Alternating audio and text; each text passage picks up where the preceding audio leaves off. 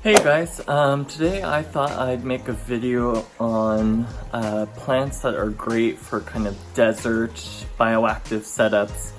I've seen a lot of videos of people trying to do bioactive setups with desert themes for like their corn snakes or leopard geckos, and I haven't seen very much success. So today I thought I'd do a video and give you guys some ideas on how how to select the best plants for that. So if you're interested in that, stay tuned.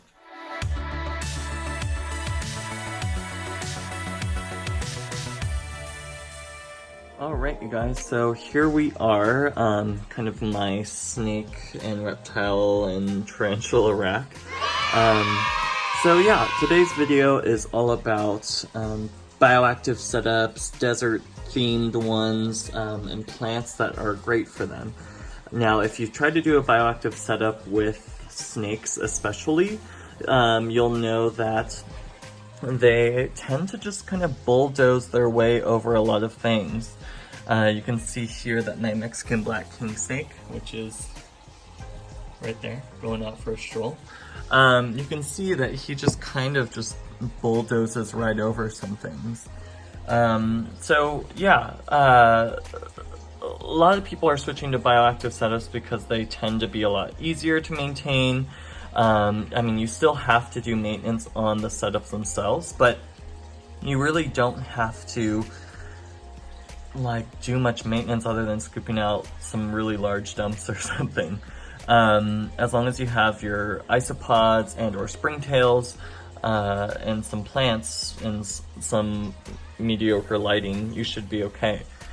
But yeah, so all of my reptile enclosures are bioactive, which means they all have living plants. And of course, like with my Mexican black king snake and my California king snake and my new leopard gecko, I decided to go bioactive as well. And I thought I'd show you kind of my thought process in deciding some of the plants.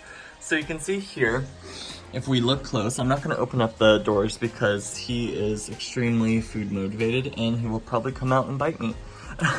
So yeah, there are a few plants that you'll probably see common in some of these setups. Probably the first ones are different types of sedums, which is this one here. There's also kind of a bushy one back there.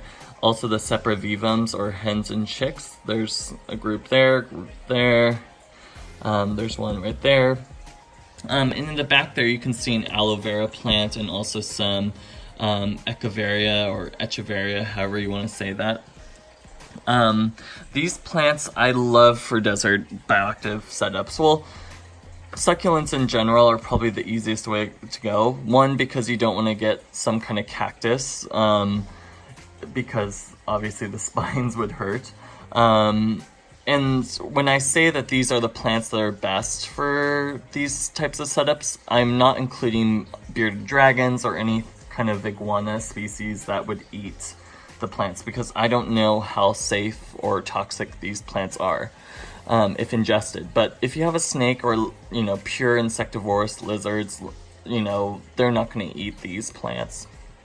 But, yeah, the reason why I like these plants is typically, like at my nursery that I work at, they're sold as ground covers, which means that they tend to spread very quickly. They're very, hardy as far as like being trampled on and stuff. And with a snake or large lizards, they're just gonna walk all over and break things and just squish all kinds of plants. And as you can see, like I tend to like the sedums or the like more ground cover type sedums and sepravivums over like the echeveria, because you can see in the back there, echeveria or echeveria, however you want to say it, they always tend to get this kind of leggy like appearance, which is totally normal. It's part of their kind of natural design. In the wild, they're waiting for something to come through and basically break those stems and thus spread their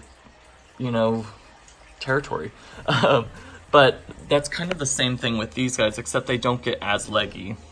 Now, I've had this like tank probably planted up now for probably a month now, and you can see that on especially some of the sedums. Let's see if I can find some. I think down here is a better example. You can see that there are actually already roots coming out looking for, you know, soil. So, which is great because you can literally just break pieces off and just toss them into your enclosures, and they will kind of self-root. In the beginning, you will have to kind of water these and make sure that they don't dry up, especially under like heat lamps. I tend to plant kind of away from wherever the heat lamps are, but when you first plant these, you are going to want to make sure that they are well watered, just because they haven't set their roots in, and they're just kind of new plants. You know, they're still getting used to kind of the environment, the new environment that they're in, etc., blah, blah, blah. So yeah, in the beginning, you can't forget to water these plants. It's crucial. But once they're established and they start spreading, they're going to be very, very low maintenance. I'd say maybe give them water maybe once or twice a month, and that should be it.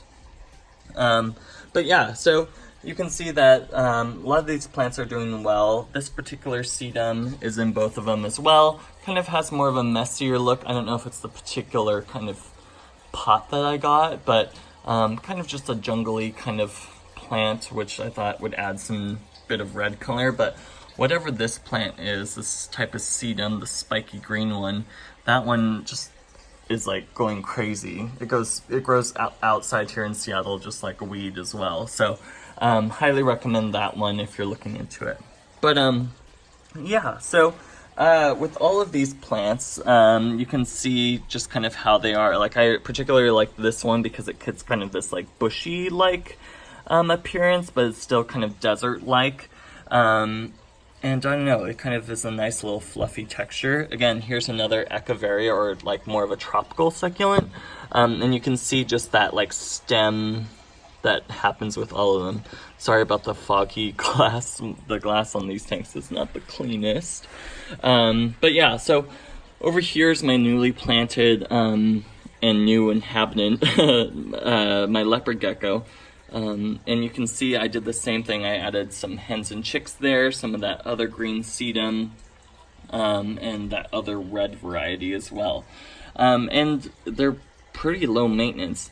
Again, your reptile will break these, like they'll, you know, break pieces and they'll fall, and they'll just kind of spread all over the tank and kind of create some natural cover and, you know, give it more of a lifelike appearance, at least a better one versus like the plastic plants or something.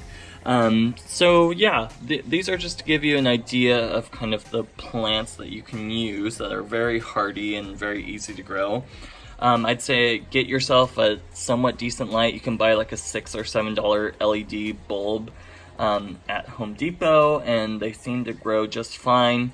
But I'll take you outside and show you kind of the planter box I have outdoors, and show you what the, you know, kind of containers can look like once they start growing in. So let me show you that. And you can see here in my little kind of sedum planter here just how crazy these plants spread.